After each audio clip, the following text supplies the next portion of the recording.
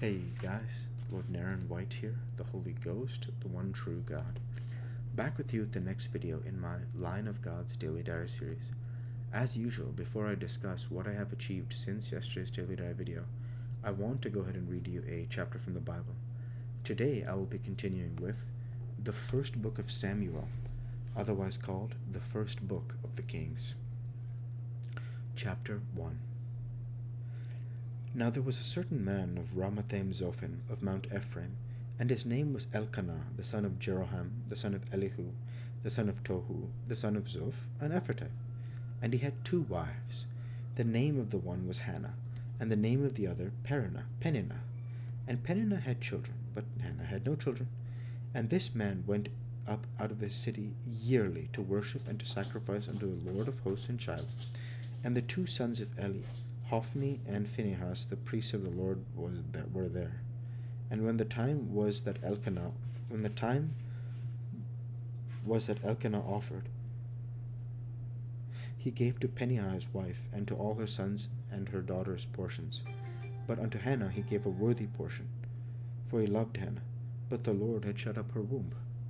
And her adversary also provoked her sore, for to make her fret, because the Lord had shut up her womb. And as he did so year by year, when she went up to the house of the Lord, so she provoked her. Therefore she wept, and did not eat. Then said Elkanah her husband to her, Hannah, why weepest thou? And why eatest thou not? And why is thy heart grieved? Am not I better to thee than 10 sons?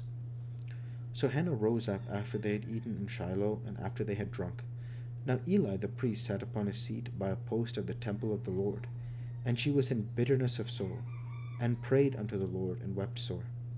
And she vowed a vow, and said, O Lord of hosts, if thou wilt indeed look on the affliction of thine handmaid, and remember me, and not forget thine handmaid, but will give unto thine handmaid a man-child, then I will give him unto the Lord all the days of his life, and there shall no razor come upon his head.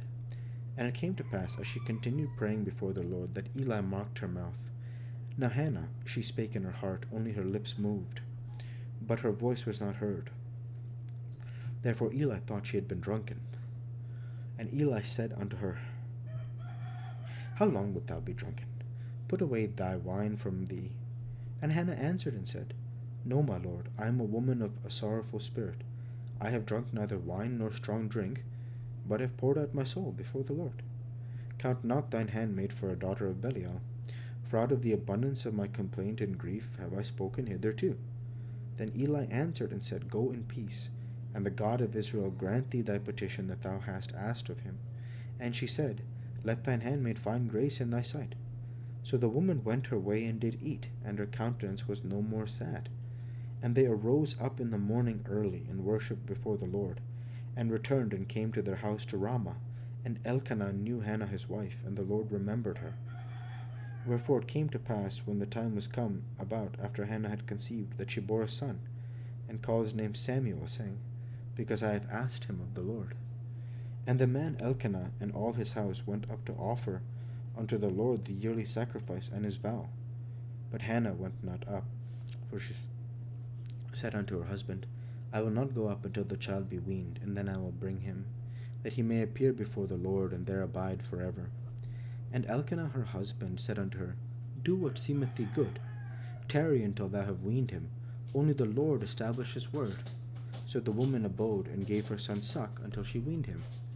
And when she had weaned him, she took him up with her, with 3 bullocks, and 1 ephah of flour, and a bottle of wine, and brought him into the house of the Lord in Shiloh, and the child was young.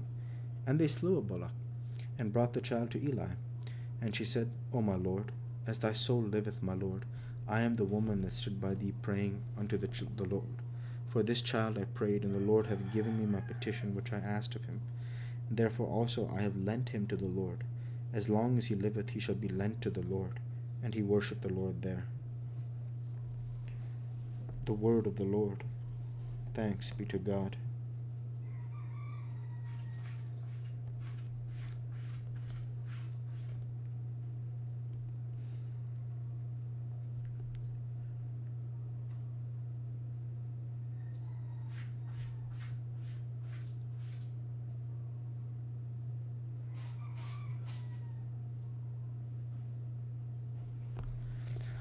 I think one of the things that's very beautiful to me about this chapter is the humanity of it, in the sense that you feel the pain of the characters. So maybe humanity is not the right word. It's, well, I suppose it is. It's that you wouldn't wish this for any human being, which is this idea that where it says Elkanah had two wives. The name of the one was Hannah, and the name of the other was Peninnah. And Peninnah had children, but Hannah had no children, because it says the Lord. Because in 1 Samuel 1:6, and her adversary also provoked her sore for to make her fret, because the Lord had shut up her womb. So it's that idea that you feel for Hannah, because it's quite a common story in the Bible of women who have difficulty conceiving, families who have difficulty conceiving. Just think about it. Off the top of my head, I'm just going to say this. We see Hannah here. We also know about Samson's parents. They have difficulty conceiving.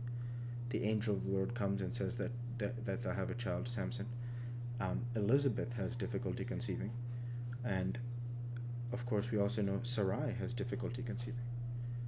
And we also know that Rachel has difficulty conceiving. That's 5 women right there, 5 notable women in the history of the Bible that have difficulty conceiving. And that's the idea there, is how powerful that is. Just one more time, just for the emphasis of it. Here we see Hannah, just off top. Elizabeth has difficulty conceiving. Samson's mother has difficulty conceiving. Sarai has difficulty conceiving. And Rachel has difficulty conceiving. And what is the lesson that we get from it? Well, the lesson is that the Lord can make these things happen. And so when the Lord does that,